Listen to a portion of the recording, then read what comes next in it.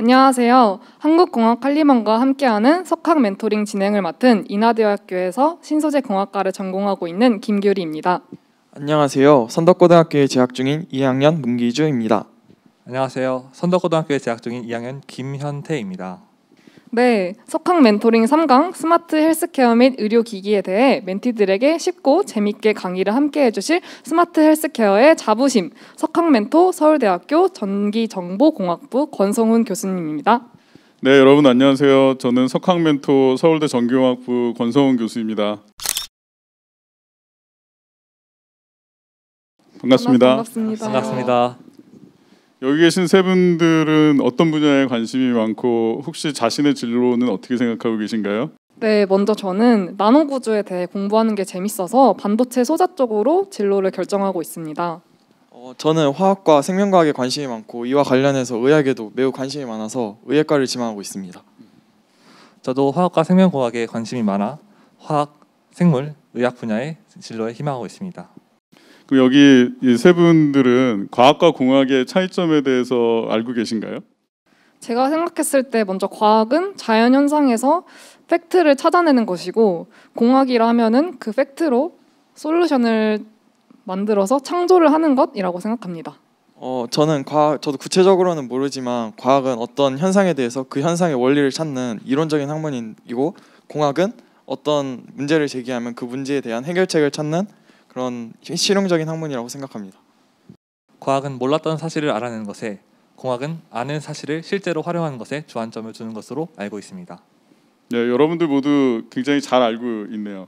그러니까 과학은 저 슬라이드 잠깐 보시면 이 코로나 바이러스의 감염 원리 이 자체를 밝혀낸다 이런 것이 이제 과학적인 발견이고 과학이라고 한다 그러면 이제 공학은 이제 거기서 밝혀낸 사실들을 가지고 그러니까 진단 키트를 만든다든가 어떻게 하면 감염을 퍼뜨리지 않을 수 있는 시스템을 만든다든가 그러니까 이렇게 실제 생활에 이렇게 적용하는 이제 그런 거를 공학이라고 보시면 됩니다. 그래서 이런 과학하고 공학이 굉장히 상보적으로 서로 이제 선순환 구조로 영향을 주면서 이제 발전을 하게 되는데요. 이렇게 과학적인 사실이 밝혀지면 그 원리를 이용을 해서 공학적인 솔루션을 만들고 예를 들면 측정 장비 같은 거, 뭐 현미경, 망원경, 질량 분석기 이런 것들이 좋은 예가 될 텐데 그런 장비들을 만들고 그걸 다시 또 과학에 활용을 해서 뭐 단백질 구조를 밝힌다든가 그러니까 이 사람들이 알고 있는 이런 과학적인 지식의 이제 영역이 커지고 그러니까 이렇게 하면서 이제 선순환을 이루는 그런 상부적인 관계에 있다고 생각을 합니다. 그렇다면 구체적으로 우리의 삶에 영향을 준 변화시킨 기술에 대해서 좀 더 설명해 주신다면요? 예, 몇 가지 예들이 있을 것 같습니다. 그래서 여러분들 핸드폰 너무 많이 쓰시죠?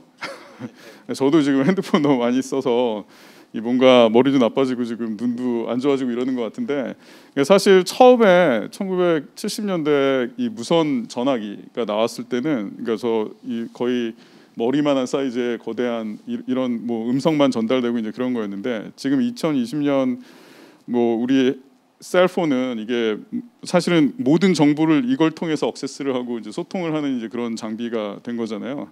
그리고 뭐 이 방을 전체를 다 이렇게 채웠던 그런 초기 컴퓨터보다도 훨씬 더 큰 컴퓨팅 파워를 이제 가지고 있게 되는 겁니다. 그래서 그러니까 이것도 우리의 생활을 굉장히 많이 변화를 시키게 됐는데, 그러니까 이런 그 변화 뒤에는 이 반도체 기술의 혁신이라는 또 이렇게 공학 기술의 혁신이 있어서 그러니까 우리의 삶이 이제 좋은 방향으로 변화될 수가 있었던 거고요.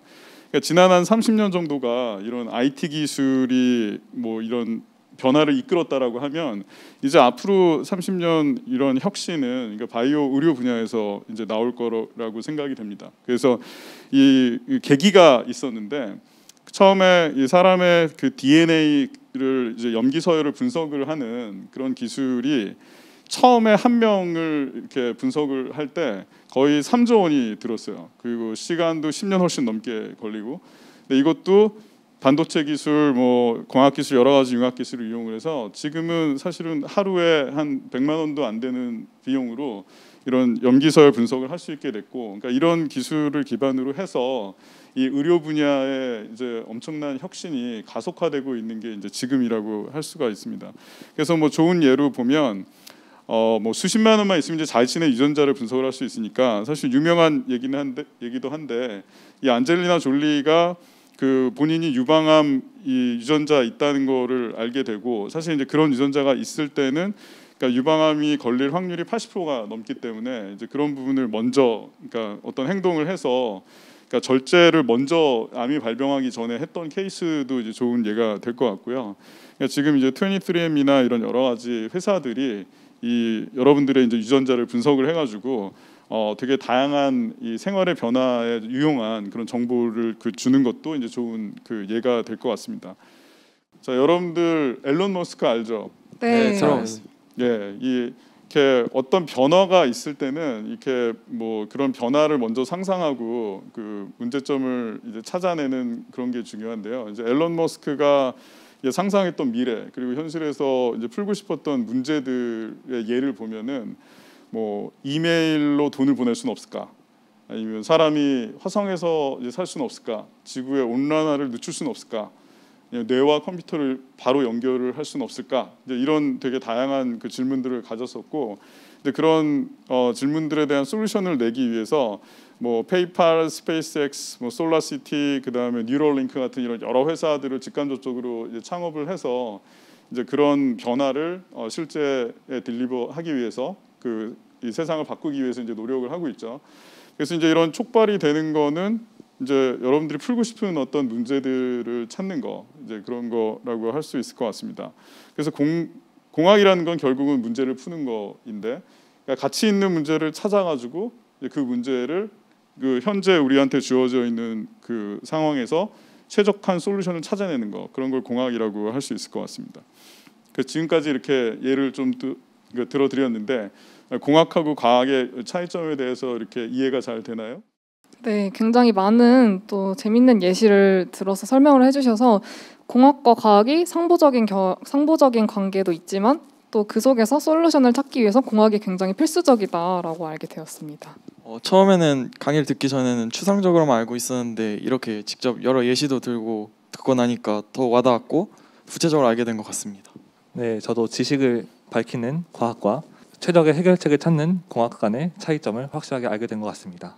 네, 교수님의 연구가 의료 분야에서 혁신적인 성과를 이루고 있다는 기사를 보았습니다. 과연 어떤 부분들이 의료 분야에서 변화를 일으키고 있는지 궁금합니다. 지금 기술 혁신의 속도가 정말 빨라지고 있는데 그 중에서 가장 빠르게 지금 변화하고 있는 분야가 이런 의료 바이오 분야라고 할 수 있을 것 같습니다. 그래서 이제 점점 더 개인 맞춤형으로 접근을 해서 빠르고 효율적인 이런 의료 기술들을 더 빨리, 그러니까 병이 진행되기 전에 그러니까 미리 액션할 수 있는 이런 방향으로 지금 발전을 하고 있고요. 그런 분야에서 앞으로 큰 혁신이 이제 향후 30년 동안 있을 거라고 생각을 하고 있습니다. 지금부터 일단 그 예로 그러니까 저희 연구 분야를 좀 이렇게 소개를 드리고 그러니까 여러분들이 좀 더 이렇게 구체적으로 생각할 수 있게 궁금증 해소할 수 있게 해드리겠습니다. 네. 그러니까 제가 이제 연구를 하는 가장 중요한 이유가 여기 보시면 이 그래프에 이제 나타나 있는 것 같습니다.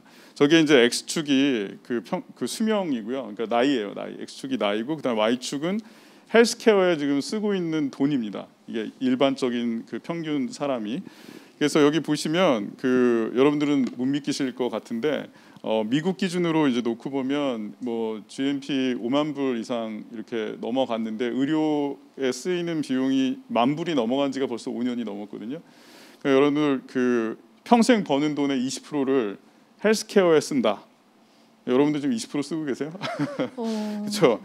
근데 이게 사실은 헬스케어에 쓰는 거는 아니고 그 노년층에서 병원에서 이제 브레이크다운 코스트로 병원비를 쓰게 되는 거고 수천만 원씩 평균적으로. 그리고 그걸 이제 평균을 냈을 때 이제 20%가 되는 겁니다. 그래서 여기에 이제 상당한 난점이 존재를 하고요. 그래서 일단 제 연구의 일단 목표는 그러니까 어떻게 하면 이게 의료비를 낮출 수 있냐. 그리고 사실 그런 해답은 이제 맞춤의학에서 찾았고요. 이제 개인 맞춤형으로 이렇게 의료 행위를 하면서 이 비효율성을 없애는 걸로 이제 저런 의료비를 낮출 수가 있고, 근데 과연 의료비가 낮추는 것만이 이제 중요한 거냐? 이제 그게 아닌 것 같습니다. 이게 실제로 되게 상당히 많은 병들이 이 병의 진행이 20년 이상 이렇게 생활 습관이나 뭐 음식, 뭐 운동 이런 생활에서 비롯되는 것들이 굉장히 많이 있거든요. 물론 유전적인 요인도 있지만. 그래서 그거를 건강에 전혀 문제가 없는 여러분들 같은 이렇게 젊은 때 우리가 이제 건강에 투자를 할 수 있게 맞춤형 건강 관리를 이건 진짜 헬스케어죠. 그렇게 할 수 있는 거 두 가지가 이제 다 되게 중요한 거라고 생각을 해서 그러니까 저희는 일단 맞춤 의학 기술, 진단과 그다음에 치료 기술, 그다음에 이제 맞춤형 건강 관리를 할 수 있는 차세대 건강 검진 기술을 연구를 하고 있습니다. 그래서 뭐 저희가 이제 지난 15년 동안 이렇게 막 연구를 한 걸 보면은 뭐 항생제 감수성 검사, 뭐 DNA 레이저 프린터, 무슨 뭐 색깔 변하는 잉크, 뭐 되게 다양하고 자기 조립, 뭐 이게 주제별로는 굉장히 다양한데, 그러니까 저희의 와인은 항상 같았고, 그러니까 이런 맞춤 의학의 어떤 혁신을 이루기 위한 그런 연구를 해왔었고요. 그러는 과정에서 이렇게 연구를 해서 이제 풀고 싶은 문제를 찾아서 이제 풀었는데, 이걸 진짜 환자들한테 적용을 할 수가 없어서.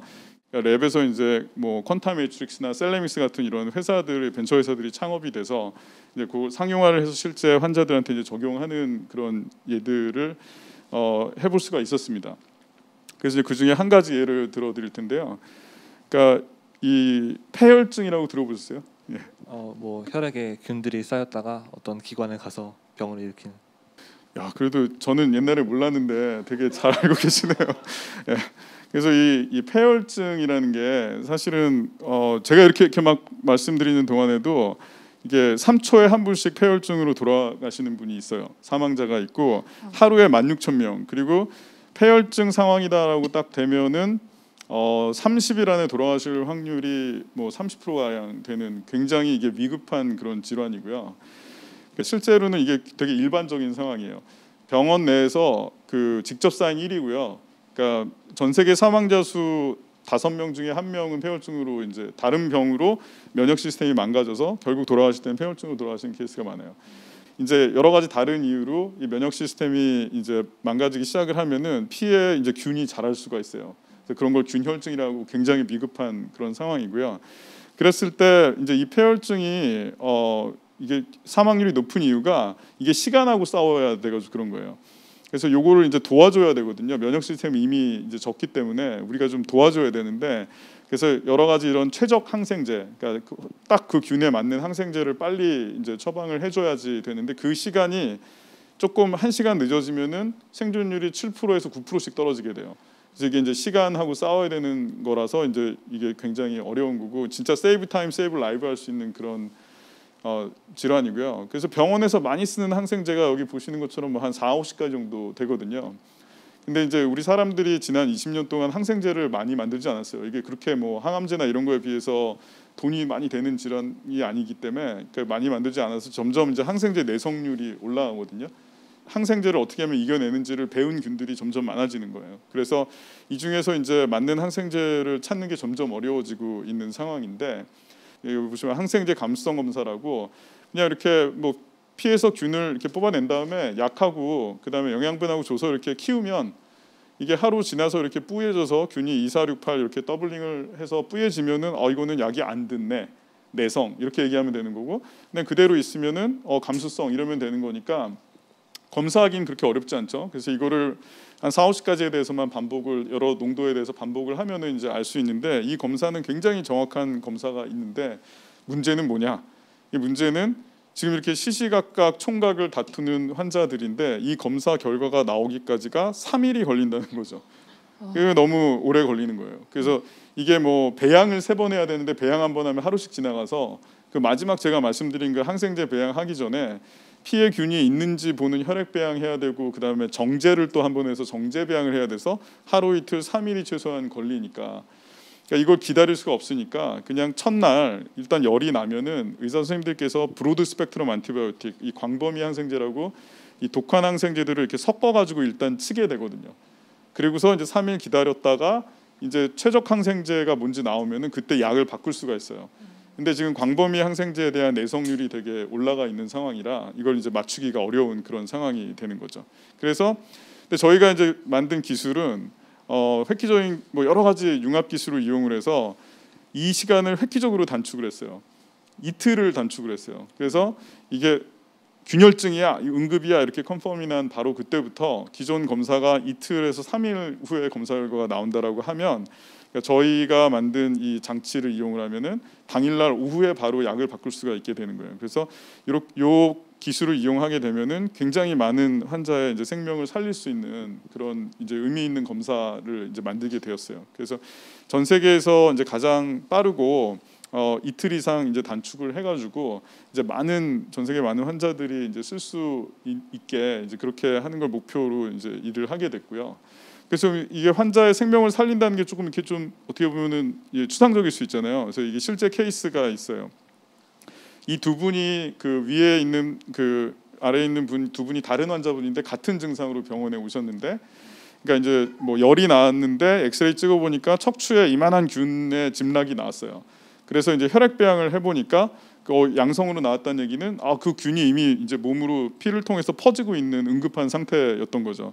그래서 이제 위에 있는 환자분 같으면은 일단은 기다릴 수 없으니까 반코마이신이라는 이제 꽤 독한 그런 항생제를 이제 치게 됐고, 다행히 균은 잡았는데 이제 나중에 이 반코마이신 부작용으로 뭐 신장에 이제 무리가 가고 이래서 이제 투석하다 돌아가셨는데, 좀 안타까웠던 케이스는 이제 항생제 감수성 검사가 이제 나온 거가 이틀 있다 이제 나온 그 항생제 감수성 검사에는 더 좋은 약이 있었던 거예요. 그래서 그 밑에 환자분 같으면 이제 저희 시스템으로 이제 돌린 케이스인데 바로 당일날 검사를 돌려서 4시간 이후에 이 더 좋았던 메치실린이라는 항생제가 더 좋은데 문제는 내성률이 70%가 돼가지고 바로 처음엔 못 쓰는 그 항생제인데 그걸 써도 되는 환자분이라는 거를 리포팅을 해드려서 이제 그거 드시고 이제 사신 케이스인 거죠. 그래서 이런 케이스가 이제 다양하게 이제 병원에서 일어나고 있고요. 그래서 여러분들이 그럼 이걸 어떻게 우리가 이렇게 빨리 할 수 있었냐? 그러니까 뭐 오늘 강의의 메시지 중에도 하나인데, 그러니까 융합 기술이 이제 중요했어요. 그래서 그러니까 저희는 크게 보면 한 3-4가지 중요한 기술들을 이제 융합을 했는데, 이제 광학과 자동화 기술이랑 그다음에 이 바이오 칩 기술, 이게 마이크로 플루이딕스라고 조그만 유체를 핸들링하는 반도체 기술 같은 거예요. 근데 그런 조그만 유체 기술을 활용을 하고, 그 다음에 이제 요즘에 많이 각광을 받고 있는 인공지능 기술, 그러니까 사진을 많이 찍어가지고 이 약에 대해서 균이 어떻게 반응을 하는지를 전부 다 인공지능 학습을 시켜가지고 빠르게 판단할 수 있게 이제 만드는 그런 걸로 이제 빨리 할 수가 있었고, 여기 보시면은 이런 뭐 바이오 칩에 항생제들이 이렇게 녹아 있는 부분에 이제 균을 이렇게 갖다 놓고 이미징 할 수 있는 데서 균을 이렇게 항생제를 치면서 하이 레졸루션으로 계속 이미징을 이렇게 하는 이제 그런 장치를 이제 만든 거고요. 빠른 이미징과 이제 데이터를 분석을 자동으로 할 수 있게 이제 그렇게 완전 자동화를 하게 된 거죠. 근데 이게 뭐 사실 연구를 하다 보면 이게 대부분 되게 어려운 일이 많은데, 그러니까 처음에는 진도 되게 빨리 나갔는데 이게 그 환자들한테 적용할 수 있으려면은 정확도를 95% 정도를 만들어야 되는데 80%까지는 굉장히 금방 갔어요. 근데 이게 더 이상 올리기가 너무 힘든 거예요. 많은 뭐 사이언스를 하게 됐는데, 그러니까 결국 우리는 어떻게 풀었냐, 한 2년 정도 걸려서 이걸 풀게 됐는데 95%를 이제 만들 수가 있었는데, 그 이 균들이 그냥 어떤 항생제 하에서 자라냐 안 자라냐만 가지고는 부족하다는 거죠. 빠르게 검사 결과를 할 때는. 그래서 이제 저희는 그럼 균하고 항생제와 균을 공격하는 메커니즘이 다 다르니까 항생제하고 균하고 이런 컨비네이션마다 다른 판단 기준, 그냥 단순하게 자라냐 안 자라냐만 보면 안 된다. 근데 이걸 적용해야 된다라는 걸 저희가 처음 주창을 했고, 가장 중요한 판단 기준 중에 하나가 모양 변화다, 이런 걸 이제 저희가 주창을 했어요. 그래서 모양 변화를 아주 이렇게 면밀하게 검토를 해가지고 정확도를 맞출 수가 있었어요. 실제로 이 스토리가 시작이 된 거는 10년이 넘은 거예요. 처음에 뭐 2013년에 저희가 연구해서 논문을 내고 2015년에 이제 뭐 사이언스에 우리가 뭐 임상에도 효과가 있다라는 걸 이제 이야기하고, 이거 병원에 써야 되는데 자동화를 해야 되기 때문에 자동화 기계를 만들고, 그 다음에 이거를 이제 여러 가지 밸류가 있다는, 메디컬 밸류가 있다는 걸 증명하기까지 거의 이제 10년의 이런 과정들이 이제 걸린 일이었던 거죠. 그래서 일단 뭐 저는 이 장비는 그러니까 전 세계 뭐 상급 병원은 무조건 가지고 있어야 되는 장비예요. 그러니까 우리가 이 장비를 뭐 이제 보내고 그 다음에 칩을 이제 환자 한 명당 하나씩 쓰게 되는데, 뭐 칩을 20개를 저희 공장에서 생산을 하면은 확률적으로 한 분 정도 사실 수가 있어요. 그래서 이제 그런 거를 생각을 하면은 미래를 상상을 그렇게 하면 굉장히 기분이 좋고, 그러니까 이렇게 할 수 있는 거죠. 뭐 한 2-3년 뒤에 뭐 우리 장비가 몇백 대가 이렇게 깔려 있을 때 아침에 탁 일어나서 어제 우리 장비 때문에 100명이 살았습니다. 이렇게 생각할 수 있으면 그거만큼 행복한 게 어디 있겠어요. 뭐 지금 괴로운 일이 있지만 어쨌든 이제 그런 거 생각하면서 이제 가보는 거죠. 그래서 그런 게 지금은 굉장히 하고 싶은 일이 되는 거고. 그래서 이게 이제 뭐 여러 가지로 세계에서 그 가치를 인정받는 이제 그런 이제 한국의 어떤 프로덕트가 이제 됐죠. 그래서 이제 그런 뭐 11년 가량의 이제 노력이 있었던 것 같아요. 그래서 이제 뭐 이런 것도 이제 한 가지 좋은 예가 될 것 같습니다. 이 균이 다 환자마다 감염된 균이 다른데 그 균에 딱 맞는 어떤 맞춤돼 있는 솔루션을 이제 줘서 이제 뭐 환자의 생명도 살릴 수 있고 그 다음에 더 빨리 태어나게 해서 경제적으로도 이익을 볼 수 있는 이제 그런 예를 이제 보여드렸고요. 이제 그 다음 케이스는 이거 보시면 이거 레이저 총이죠. 이거 딱 보시면 참 희한해. 구글해서 레이저 건 했더니 이렇게 나오더라고요. 이게 뭐 일본의 어떤 분이 뭐 UV 레이저를 왕창 달아가지고 이렇게 만들었다고 하는데 뭐 하여튼 재밌어요. 근데 이거를 저희 버전의 레이저 총이에요. 우리 연구실에서 만든 레이저 총인데 지금 보시는 게 뭐냐면은 저게 이렇게 병원에서 이 암 환자 진단을 할 때 이렇게 이 세포 모양 같은 거를 보고서 이게 뭐 암 몇 기다 이런 거 진단을 병리에서 하거든요. 그런 하는 그 슬라이드예요. 근데 이제 이게 그런 그 슬라이드에서 그러니까 저희가 이제 원하는 암세포들만 뭐 이렇게 타다다닥 골라내 가지고 그냥 모양만 보는 게 아니라 그 안에 DNA나 RNA까지 다 볼 수 있게 이제 그런 장비를 이제 만든 거예요. 마이크로 스케일의 레이저 총을 가지고 이용을 해가지고 뭐 DNA도 정제를 하고 그 다음에 이제 암세포도 골라내고 이제 이런 거를 이제 기술을 만든 거죠. 그래서 이제 이런 기술을 이용을 해서 뭐 셀레미스라는 회사는 이 암 유전체를 분석하는 이제 이런 기술들을 상품화를 해서 이제 많은 암 환자를 분석을 하고 있고요. 그래서 이제 암 환자한테 딱 맞는 어떤 치료 또는 재발도 빨리 이제 알 수 있는 거죠. 그래서 그런 뭐 기여를 하고 있습니다. 그래서 뭐 이런 부분들이 제가 처음에 이제 말씀드렸듯이 이 브레이크다운 코스트죠. 병원비. 그거를 어떻게 하면 줄일 수 있냐. 이제 이런 부분에 관련된 부분이었는데 제가 이제 40대 중반이 넘어서 저도 되게 쌩쌩했고 옛날에는 이 보면 이 뭐 체력이 둘째라면 서러워할 정도로 이제 건강했는데 네. 요즘에 이렇게 건강검진 보니까 뭐 혈압도 올라가고 이렇게 뭐 빨간불이 막 켜지는 거예요. 그래서 제가 이제 바이오 공부했음에도 불구하고 그래서 이것도 공부를 좀 해봤더니 제가 지금 빨간불 켜진 거가 대부분 시작은 20년 전에 그러니까 여러분들 나이 때 이게 시작됐다는 거를 이제 알게 되고 나는 왜 이렇게 무식했을까? 내가 이걸 알았으면 먹는 거나 운동하는 거나 되게 잘할 수 있었는데 이런 생각이 이제 들기 시작을 한 거죠. 그래서 이제는 앞으로 10년 이 향후는 진짜 헬스케어를 해봐야 되겠다 이런 생각을 하게 됐어요. 그래서 그럼 어떻게 하면 이 여러분들의 행동을 바꿀 수 있냐?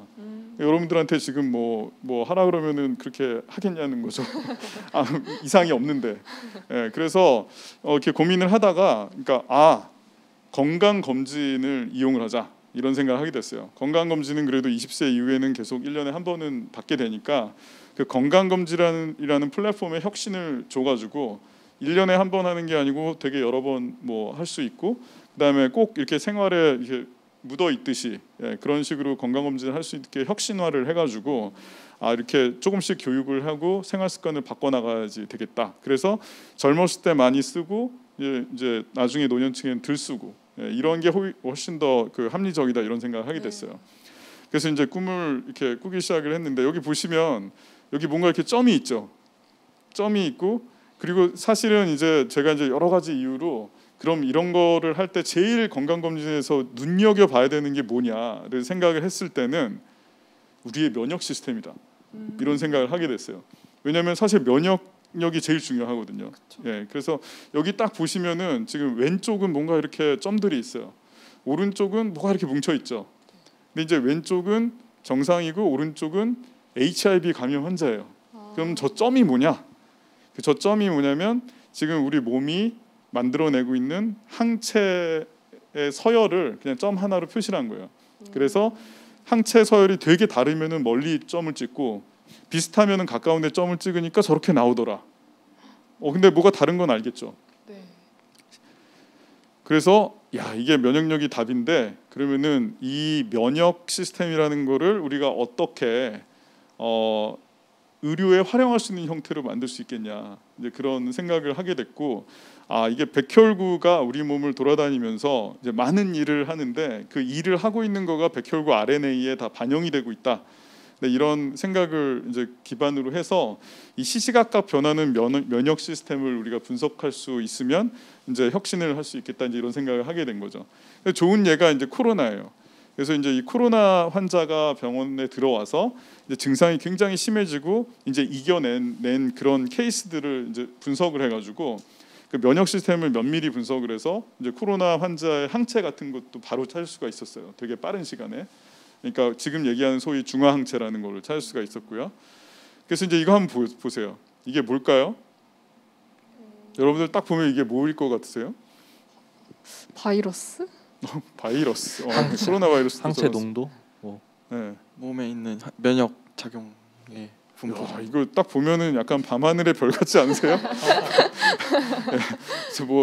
그래서 이거를 보고 면역을 생각했으면은 정말 대단한 것 같은데, 그러니까 저는 이걸 딱 보시면 이게 뭐냐? 그럼 한번 제가 이제 뭔지를 말씀드릴게요. 이게 그러니까 서울대병원에 이제 코로나로 입원한 그 환자의 피를 저희가 이제 계속 채취를 해서, 그래서 이제 증세가 이제 심해지기 시작할 때, 그리고 굉장히 심해졌을 때 중간, 그리고 이제 회복했을 때 이 뿜고 있는 이 항체들의 그 시퀀스를 이제 이렇게 도식화를 한 거예요.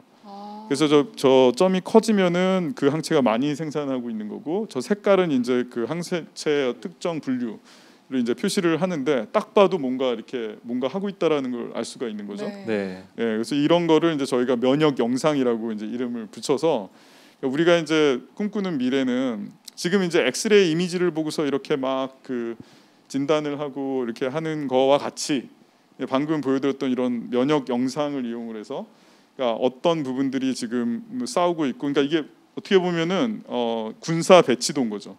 그러니까 병과 싸우는 우리의 군사들이 우리의 뭐 백혈구 면역 시스템인데, 그 군사의 배치도들, 그리고 어떤 무기가 탑재돼 있지, 이런 거를 이용해서 질병을 진단을 하고 이 제약을 할 수 있는 키들을 이제 여기서 얻어내는 거죠. 그래서 이게 진단과 제약이 이렇게 만나 있는 곳에서 뭔가 의료 혁신을 할 수 있고, 이런 거를 이용을 해서 이제 모니터링을, 이제 건강인들 모니터링을 하게 되면, 이제 나중에 갑자기 발병을 하게 되면 이제 그 데이터가 굉장히 귀중한 데이터가 되는 거죠. 병의 어떤 원리를 알려줄 수도 있고요. 그래서 과학을 발전시킬 수도 있는 그런 겁니다. 그래서 이게 어떻게 보면 지난 10년 그리고 앞으로 10년 신나게 해볼 수 있는 그 풀고 싶은 문제들을 제가 이제 소개를 드렸습니다. 그래서 뭐 어떠세요? 뭐 궁금하신 점이나 아니면 뭐 이렇게 어떤 느낌이 드셨나요? 네, 교수님의 연구 분야를 다시 한번 들어보니까 굉장히 심오하면서도 또 예시를 코로나 바이러스로 들어주셔서 이해가 쏙쏙 잘 됐던 것 같습니다. 그리고 아까 면역 영상을 보았을 때 저희 몸속의 면역 체계들이 실제로 움직이고 있구나를 눈으로 보니까 굉장히 신기했습니다.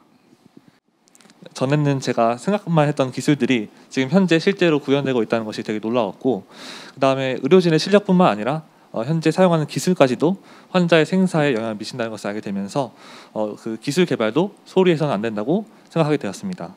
또한 이렇게 폭넓은 지식이 필요하다는 것을 알게 되면서 지금 공부 또한 더 최선을 다해서 해야겠다는 다짐을 하게 되었습니다.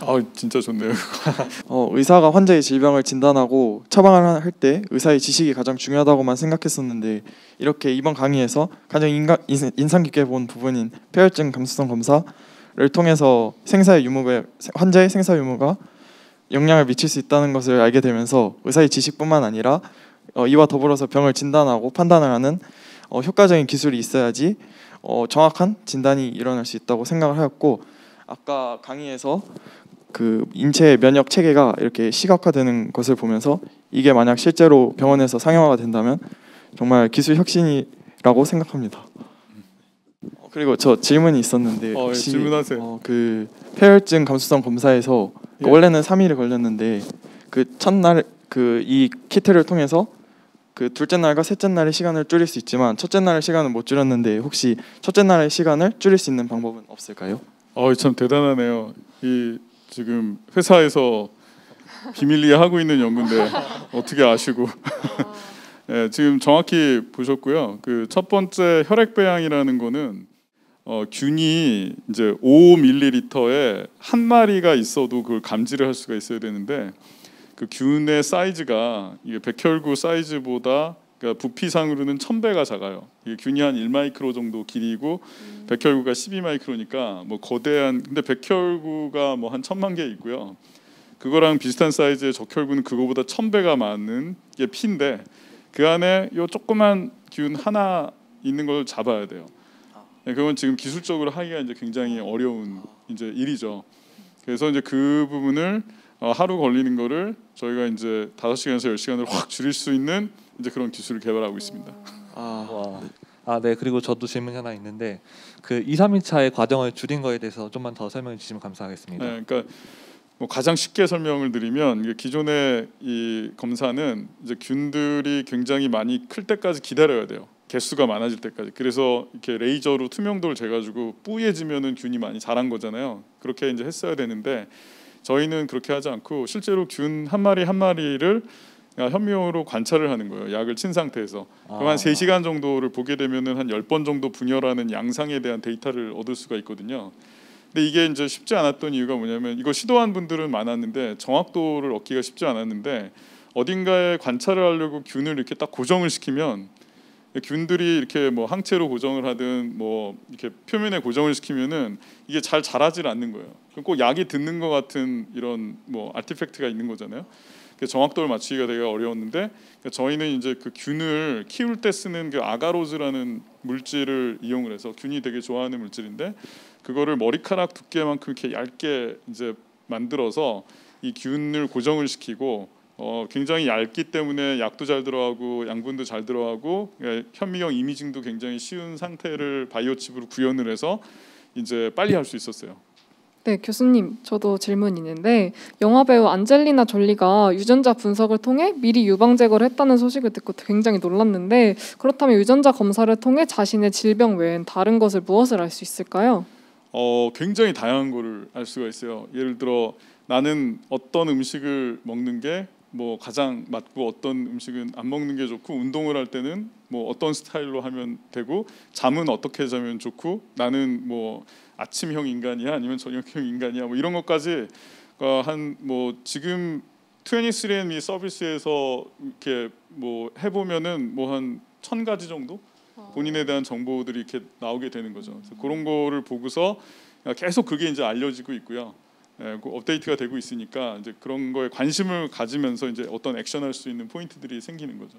저는 강의 중 가장 인상이 깊었던 내용이 전 세계 폐혈증 환자의 생명을 살리는 기술이었는데요. 이런 생각이 어떻게 나오는지가 궁금합니다. 그러니까 저희 프로젝트가 딱 그렇게 시작이 됐어요. 그래서 우리가 이제 이 라이프 사이언티스트들 그러니까 뭐 바이오 하시는 분들과 의사 선생님들을 이렇게 도와주는 어떤 장치들이나 기술을 만들어야겠다라는 그런 목표를 세운 다음에 목표가 중요해요. Y가 중요한 거죠. 목표를 세우고 이제 실제로 그러면 그분들을 만나야 된다. 그래서 우리 연구실에 있는 이제 학생들이 전원이 이제 나가서 인터뷰를 했어요. 지금 어떤 부분이 필요하시고 어떤 부분이 난점이고 이제 그런 과정에서 항생제 감수성 검사가 너무 오래 걸린다. 이게 응급 환자는 많은데 이런 부분들을 알게 돼서 그럼 그걸 어떻게 하면 우리가 빠르게 할 수 있을까? 지금하고는 완전 다른 솔루션을 시작을 했어요. 근데 이제 문제는 먼저 파악을 하고 이제 시작을 하게 된 건데 이제 그런 부분이 되게 중요한 것 같아요. 그다음에 이건 약간 강의 외적인 거에 대해서 질문도 있는데 혹시 그 테라노스가 한 2013년쯤에 그 에디슨 키트를 발표하면서 뭐 피 한 방울로 막 뭐 수백 가지의 질병을 알아낼 수 있다 뭐 이렇게 얘기했던 적이 있는데 그게 사실은 지금 거짓으로 판명났잖아요. 그럼 그 기술이 실현 가능한 미래가 올까요? 어느 학교 선생님이시죠? 이게 뭐 훌륭하네요. 하여튼 테라노스가 되게 유명했죠. 그 사실 저도 그 테라노스 이 초창기의 그 비전에 저도 똑같은 비전이 있었고, 그러니까 굉장히 성공하길 바랬어요.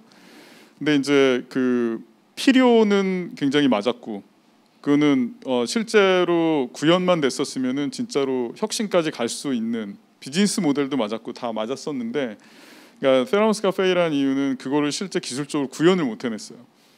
그래서 이게 피 한 방울에서 굉장히 그 여러 개의 이제 검사를 이제 멀티플렉싱이라는 걸 해가지고 이제 동시에 할 수 있었어야 되는데 할 수 있는 방법이 있어요. 저희도 연구를 하고 있고 그게 불가능한 건 아닌데, 그러니까 이 회사 같으면은 이제 그거를 다 이제 개발을 하는 게 이제 전공법이라고 한다면 그렇게 하지 않고 이제 이거를 이렇게 그 물을 좀 타가지고 다른 회사들에 보내가지고 검사 결과를 받고 그게 이제 FDA 승인받은 그 레인지에서 하는 검사가 아니었는데 그래서 이제 큰 문제가 발생을 했던 거죠. 근데 그 문제를 풀 수 있으면 지금 그 혁신 기술들이 나오고 있어요. 이게 가장 핵심적으로 단백질, 이 몸에 있는 단백질이 너무나 그 농도 차이가 크기 때문에 측정하기가 되게 어려운데 요즘에 이제 이 프로틴 시퀀싱하는 훌륭한 회사들도 많이 나오고 그래서 이제 조만간 그런 게 다 가능해질 거라고 저는 생각을 해요. 예. 네. 그게 되면 이제 차세대 건강검진 기술도 1년에 한 번 액션하는 게 아니고 여러분들이 한 달 운동해보고 뭐 한 달 영양제 먹어보고 바로바로 측정해볼 수 있게 되면 데이터 기반에서 더 혁신, 그러니까 생활 습관을 바꿀 수가 있죠. 그래서 그런 부분들이 이제 제가 생각하는 그런 미래이고요. 그거 어떻게 알고 또 질문했는지 모르겠네요. 감사합니다. 교수님께서 생각하시는 스마트 헬스케어의 미래의 모습을 한번 말씀해 주시면 감사하겠습니다.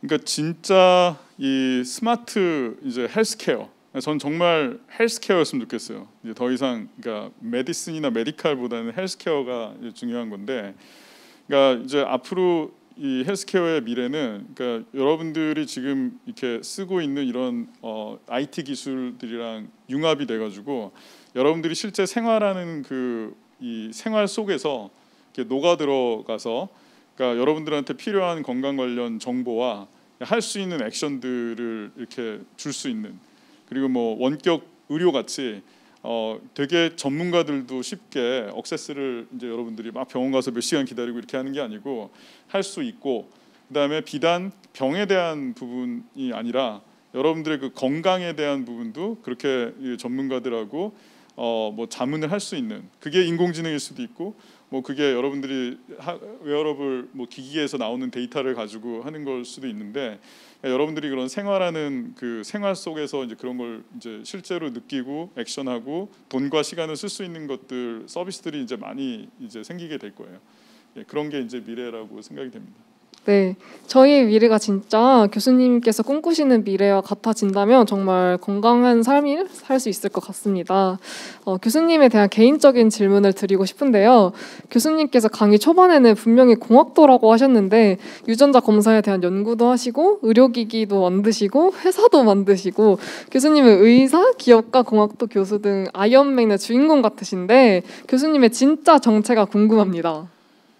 저도 그 옷 한번 입어보면 좋겠는데 그러니까 사실 뭐 저는 제가 이제 생각하는 이제 제 그 모습은 사실은 공학도예요. 그러니까 저는 공학 교육을 받았고, 그러니까 저는 이제 뭐 굿 엔지니어라고 생각이 돼요. 그래서 문제를 푸는 걸 좋아하고, 그 다음에 이제 어떤 문제가 가치 있는지에 대해서도 관심이 이제 많고, 그래서 사실 저는 어렸을 때는 그냥 아무 이유 없이 뭐 전자공학 박사가 되고 싶었던 것 같아요. 마징가 제트 때문에 그랬던 것 같아요. 그냥 별로 큰 이유 없었는데 그래서 아무 생각 없이 그렇게 뭐 대학에 진학을 했어요. 그 되고 싶었으니까 그냥 하고 싶어서 진학을 했던 것 같은데, 계기가 있었던 거는 이제 대학교 3학년 때. 그러니까 저는 그때까지는 이제 컴퓨터에 관심이 되게 많은 학생이어가지고 뭐 프로그래밍하고 이런 걸 되게 좋아했는데, 그러니까 이제 큰 교통사고를 제가 당하게 됐어요. 그게 97년이었는데 대학교 3학년 때 큰 교통사고를 당해서 이제 병원에서 한 40일 넘게 입원을 했었거든요. 네, 그러면서 뭐 CT, 뭐 MRI 이런 것들 막 이렇게 메디컬 이미징 같은 것도 경험을 하게 되고 전혀 몰랐는데 아 이게 전자공학의 일부구나. 지금 이제 내가 보고 있는 이런 의료 장비들이 다 이게 뭐 전자공학의 어떤 뭐 산물이구나, 이런 것도 알게 된 거죠. 그래서 관심이 굉장히 커져가지고 그래서 이제 뭐 인공지능 쪽 프로그램 짜고 막 이런 걸로 프로젝트 하다가 이제 그 바이오메디칼 쪽으로 이제 바꾸게 됐어요. 그래서 이제 그때 이제 전공을 한번 이제 바꾸게 됐죠. 그래서 뭐 그러고 나서는 이제 뭐 다른 또 뭐 이렇게 의료 장비를 또 막 연구를 했어요. 석사 때는. 그래서 뭐 이렇게 의료 정보 이렇게 연구를 재밌게 했는데 또 그렇게 하다 보니까 그 장비에서 쓰는 진짜 센서들이 정말 좋아야지 내가 좋은 판단을 내릴 수도 있고 이제 그런 거를 또 알게 돼서 그 다음에 이제 뭐 바이오MEMS라고 반도체 공정 기술을 이용해서 이런 센서를 만드는 그런 쪽으로 이제 전공을 하게 됐고요. 그래서 박사를 이제 그렇게 바이오 공학을 하면서 그런 센서 만드는 바이오MEMS 전공을 하고 그러다 보니까 이게 또 이 센서의 성능을 뭐 나노공학을 이용하면 또 막 뭐 10배가 아니라 막 100배, 1000배 좋게 만들 수 있다는 걸 또 알게 돼서 이제 그런 쪽 뭐 재료공학 쪽을 이제 공부를 하다가 그러고 이제 들어오게 된 거죠. 근데 뭐 제가 이렇게 쭉 온 과정을 보면은 그냥 어떤 제 인생의 어떤 시간에 그냥 이렇게 재미있는 관심사가 있고 풀어보고 싶은 문제가 있고 이제 그 당시에 생각했던 어떤 뭐 미래가 있는 거죠. 그런 방향으로 이렇게 가다 보면은 이제 뭐 어떻게 보면 뭐 스티브 잡스는 커넥팅 다츠라고 얘기를 했는데 뭐 나중에 돌아보면은 이게 이렇게 이야기가 돼요. 지금 컨타에서 만든 그 장비도 다 인공지능도 쓰고 뭐 페로도 하고 맴스도 하고 다 하니까 지금 와서 이렇게 역순으로 보면은 이게 말이 되네 이렇게 되는데 실제로 이렇게 가는 동안은 그건 모르죠. 예. 그래서 그냥 그럼에도 불구하고 뭔가 이렇게 미래를 보고 이제 간다는 게 되게 중요한 것 같습니다. 예. 네, 그러면 이렇게 다양한 분야에서 관심을 갖고 연구하시는 교수님을 보면서 24시간이 부족할 것 같다고 생각하는데 노는 시간은 있으세요? 아니면 워라벨은 가능한가요? 그러니까 48시간이면 제일 좋을 것 같긴 해요. 그러면 좀 이렇게 한 24시간 놀고 뭐 자고 일하고 막 이러면 좋으니까 뭐 노는 거 정말 좋죠. 저 좋아하는 것도 많고 하고 싶은 것도 많고 뭐 골프 치고 당구 치고 이런 뭐 레크리에이션도 되게 좋아하고 근데 이제 제가 연구하는 게 되게 재미가 있어요. 그러니까 뭐 되게 너드 같죠. 연구하는 게 재밌대. 근데 연구하는 게 실제로 다른 거 재밌는 거 되게 많은 것 중에서도 연구하는 것도 되게 재밌는 것 중에 하나예요. 그러니까 맨날 안 되는데 아까 말씀드렸듯이 되면 진짜 좋거든요. 그리고 저만 좋은 게 아니라 또 뭐 이로운 일을 하는 거기 때문에 뿌듯하기도 하고 이렇게 같이 맨 땅에 헤딩한다고 하면서 계속 실패하면서 이렇게 안 되지 막 이렇게 하다 보면 약간 좀 성품도 좋아지고 그리고 주변에 같이 고생하는 좋은 사람들도 있기 때문에 그러니까 연구하는 거 되게 즐겁고 재밌는 그 일이에요. 그래서 뭐 향후 10년 후에는 내가 뭘 하고 있을지 이런 건 잘 모르겠지만 하여튼 지금은 이게 제일 재밌고 즐거워서 하는 일이고요. 그러니까 여러분들이 충분히 워라벨 할 수 있어요. 그러니까 워라벨의 뭐 정의가 이제 뭘지는 모르겠지만 여러분들이 그냥 집중해서 일하고 집중해서 놀고 그렇게 좀 시간을 다루는 방법을 잘 알게 되면은 뭐 충분히 뭐 워라벨도 가능하고 즐겁게 연구할 수 있습니다. 예. 교수님의 어떤 연구 분야도 다양하고 그에 대한 결과도 굉장히 대단했는데 그런 성공적인 결과 뒤에는 어떤 실패가 반드시 있기 마련인데 교수님께서 겪었던 어떤 실패담을 있으면 말씀해 주세요. 여러분들이 그냥 어쩌다 성공한 걸 본 거예요. 지금. 그래서 야구에서는 뭐 3할 타자가 거의 최고죠. 연구에서는 1할만 돼도 정말 훌륭한 연구자라고 생각을 해요. 그 얘기는 이제 거꾸로 얘기하면 1년 365일 중에 330일은 안 되는 거예요. 네, 되면 이상한 거예요. 이게 사실은 이 성공 확률이 10%가 넘고 뭐 90% 되는 일만 한다 그러면 연구할 가치가 없겠죠. 근데 그게 또 되게 좋은 점이 있어요.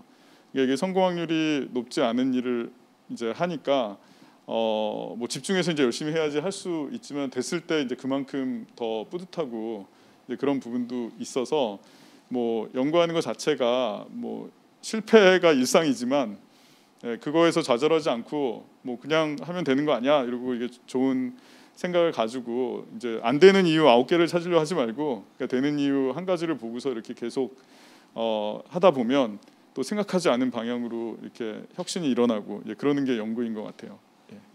네, 교수님의 실패담을 좀 들어보니까 좀 더 저희와 가까워진 느낌적인 느낌이 듭니다. 위로도 되고요. 그렇다면 창의적인 공학도가 되기 위해 교수님께서 필요하다고 생각하시는 자질 혹은 노력은 무엇일까요? 멋진 질문이네요. 일단 창의적인 뭐 창조, 뭐 새로운 거 한다는 거가 쉬운 일이 아니에요. 네. 하늘 아래 새로운 게 없다. 맞아요. 네, 새로운 게 없습니다. 그래서 이제 제가 생각하는 거는 이제 그럼에도 불구하고 어떤 새로운 혁신을 만들어내고 이제 새로운 일을 할 수 있는 이제 좋은 방법 중에 하나가 이제 어떤 분야를 융합하는 거예요. 네, 이 분야에서 생각하는 어떤 그 생각하는 방식을 이제 다른 분야의 다른 문제에 적용을 하고 그러니까 이렇게 분야를 융합을 하는 거가 이제 뭐 좋은 방법 중에 하나라고 생각이 돼요. 그러니까 제가 말씀드렸던 이 뭐 항생제 장치도 여러 분야가 융합이 돼서 이제 나온 그런 장치가 되겠죠. 그래서 이제 그런 거를 할 수 있으면 좋겠다. 그러면 그러려면은 이제 뭐 여러 가지가 필요할 텐데 일단 제가 생각하는 테오리는 이거예요. 여기 보시면 그래프가 있는데, 그러니까 x축은 시간이고 이제 y축은 어떤 뭐 러닝이라고 하면은 배움의 양이죠.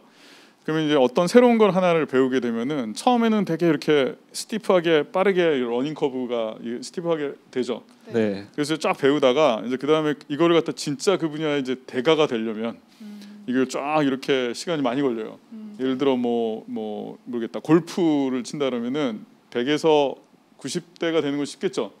그러니까 이거를 이제 시간을 여러분들이 되게 댄스하게 쓸 수 있다. 그러려면은 이런 방법도 있어요. 자, 처음에 이제 이건 제 케이스인데 처음에 이제 학부 때 뭐 이제 소프트웨어 엔지니어링을 막 공부를 하다가 그래서 이제 뭐 석사 하면서 이 메디컬 엔지니어 쪽에 관심을 갖고 그 다음에는 또 박사 할 때 뭐 바이오 엔지니어링 그리고 뭐 바이오mem스 이런 거 공부하고 그 다음에 뭐 재료학 공부하고 이제 와서 이렇게 하고 그러면은 이게 시간을 되게 어떻게 보면은 배우는데 효율적으로 쓸 수가 있고 또 이런 식으로 여러 분야를 공부를 하다 보면 이 분야와 이 분야에서 이제 그 보지 못했던 그런 관점 같은 것도 볼 수가 있고 이러면서 이제 새로운 것들이 나타날 수 있는 이제 그런 가능성이 커져요. 그래서 이제 제가 아까도 말씀드렸지만 여러분들이 저는 뭐 한 분야만 잘하면 잘 먹고 살 수 있었는데 여러분들은 이제 한 분야 가지고는 좀 힘들다. 그래서 뭐 두 분야 정도는 해야 되지 않을까 이제 이런 생각이 있고요. 그런 걸 두려워하면 안 돼요. 두려워하지 말고 그럼 이제 이거를 어떻게 할 수 있을까? 근데 사실 뭐 할 수 있는 방법이 있어요. 여러분들 이거 보시면 혹시 1만 시간의 법칙이라고 들어보셨나요? 네, 들어봤습니다. 들어보셨어요? 오케이. 그러면은 1만 시간의 법칙을 말콤 글래드웰이 이야기했을 때는 3시간 10년이에요. 하루에 3시간씩 10년을 어떤 일에 투자를 하게 되면 이제 굉장히 뭐 경제에 이르게 된다는 건데, 그죠? 주 100시간씩 어떤 일을 집중해서 한다. 그러면은 1만 시간 채우는데 얼마나 걸릴까요? 2년이면 돼요. 네, 2년이면 돼요. 그러면은 뭐 사실 이 분야를 배우고 저 분야를 배우고 이렇게 뭐 3, 4년씩 2, 3년씩 이렇게 할 수도 있어요. 근데 이렇게 생각하면 여러분들 벌써 지금 가슴이 되게 답답하죠. 얼굴 표정들이 별로 안 좋은 것 같은데. 네, 여기 중요한 부분이 있는데, 그러니까 이렇게 일만 하고 뭐 하고 이렇게 뭐 하기 싫어하는 일을 이렇게 하면은 그냥 몸이 병이 나요. 그러니까 여러분들은 하고 싶은 일을 찾아서 즐거운 일을 이렇게 하면은 사실은 그냥 자연히 시간만 가면 잘하게 되는 거인 거죠. 그래서 이것도 이제 다른 부분을 이렇게 한번 탁 뒤집어 보면 노는 거 좋아한다고 했는데 여러분들이 이런 정도 집중을 해서 그러니까 공부하고 일을 하고 연구를 하고 할 수 있으면 일주일 놀고 일주일 쉬어도 돼요. 예, 보통은 한 뭐 유럽 기준으로 35시간, 우리나라로 50시간 정도 일을 하잖아요. 근데 이렇게 인텐스하게 일을 할 수 있으면은 사실은 굉장히 많이 놀 수도 있는 거예요. 그러니까 여러분들이 뭐 이렇게 좋아하는 일을 찾아가지고 한번 이렇게 확 몰입을 해보게 되면 그 인텐시티를 가지고 시간을 늘려서 뭐 놀고 여행하고 뭐 이렇게 워라벨하고 가족들과 시간 보내고 이런 부분들을 잘 이렇게 할 수가 있을 거라고 생각이 돼요. 그래서 뭔가 이렇게 자꾸 하고 싶은 일이 뭔가 한번 찾아보고 관심을 이렇게 갖는 거, 그게 일단 시작 포인트가 될 것 같습니다. 그러면 앞으로 교수님께서 도전하시고 싶은 분야 혹은 꿈이 있으신가요? 뭐 전 항상 이제 뭐 관심사들이 이렇게 있는데 제가 지금 오늘 제일 하고 싶은 거는 사실 저도 우리 이 사랑하는 가족들과 우리 애들이 있는데 저는 이제 제가 이렇게 밟았던 그거를 밟지 않았으면 좋겠어요. 이런 스마트 헬스케어나 이제 이런 부분들을 통해서든 이 건강에 대한 이 지대한 관심과 이제 노력을 하면서 이렇게 쭉 클 수 있기를 바래요. 근데 그런 변화를 만들어내고 싶은 욕구가 굉장히 크고요. 이제 그런 부분들을 이제 구현하기 위한 이런 기술적인 난점들을 뭐 찾아냈고 이제 그런 부분들을 해결할 수 있으면 전 제일 그게 행복할 것 같아요. 네, 좋은 말씀 정말 감사드립니다. 교수님, 마지막으로 공학도를 꿈꾸는 학생들에게 꼭 해주시고 싶은 응원 메시지가 있으시다면? 꼭 해주고 싶은 그 이야기가 있어요. 그러니까 저는 여러분들이 이렇게 뭐 자기 전이든 좋은 미래를 이렇게 계속 그려보고 상상하고 이제 그런 걸 꼭 해보기를 이제 원해요. 그리고 이제 뭐 그래서 이제 원하는 걸 이루기를 되게 응원을 하고요. 그래서 여러분들이 이렇게 이제 뭐 되게 정교하게 그려볼 수도 있어요. 뭐 그냥 하나의 이미지로 그릴 수도 있고요. 그 이미지의 시퀀스로 뭐 영화처럼 그릴 수도 있고 그런 걸 시나리오를 여러 개를 할 수도 있어요. 근데 뭐 기왕이면 좋은 방향으로, 그러니까 즐거운 방향으로 이제 하고 싶은 일들을 이제 자유롭게 미래는 자유롭잖아요. 과거는 못 바꾸고 현재는 뭐 잘 안 되죠. 근데 미래는 자유로우니까 거기다 이제 그려놓고 여러분들이 이렇게 그 모습에서 이제 현실을 이렇게 잘 살아나가고 하고 싶은 일을 하는데 필요한 그런 에너지를 얻을 수 있으면 그게 제일 좋을 것 같습니다. 그래서 뭐 이게 초능력일 수도 있어요. 그래서 여러분들이 정교하게 잘 그려보시고 그 생각하면 되게 기분 좋아지고 기분 좋게 잠들고 아침에 일어날 수 있으면 되게 좋을 것 같습니다. 화이팅! 네, 감사합니다. 감사합니다. 네, 그럼 교수님 말씀처럼 큰 그림을 한번 잘 그리면서 좋은 꿈 꿔보도록 하겠습니다. 네. 여기 이 세 학생들은 정말 이 전도 유명한 거 깜짝 놀랐어요. 저는.